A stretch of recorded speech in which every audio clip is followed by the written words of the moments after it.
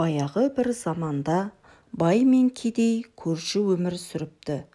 Олардың араздығы сондай, бірін-бірі көргісі келмейді екен. Байдың үйі кең, әдемі болыпты.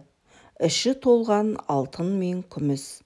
Ал кедейдің үйі ағаштан жасалған, төбесін бұтамен жапқан қора екен.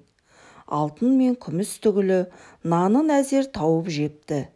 Егін егіп, оны суарып, күтіп, орып, өз күнін өзі көріпті.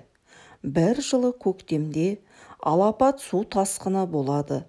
Бай алтынын көтеріп, ағаштың басына шығып кетеді. Ал кедей болса, бір көмеш нанын қойнына салып, ол да ағаштың басына көтеріледі. Су тасқыны 15 күнге созылады. Бір күні қарны ашқан бай кедейге: «Әй кедей, сен мына бір кесек алтынды ал да маған бір үзім нан бер» дейді. «Жоқ, алтының өзіңе нан бере алмаймын» деп жауап береді кедей.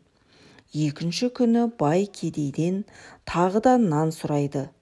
«Алтынымның жартысын берейін» дейді ол бұл жолы. «Жоқ, бере алмаймын» деп бұл жолы да кедей келіспейді. Ақыры аштан өліп бара жатқан соң, шыдамай, бай бір үзім нанға барлық алтынын айырбастайтынын айтады. Кедей бәрібір көнбейді. Бойынан күші кеткен бай басы айналып суға құлап кетеді. Ал келесі күні су тоқтап, кедей ағаштың басынан түседі. Халықтың алтын күміс тас екен, арпа бидай ас екен дейтіні осыған орай айтылған екен.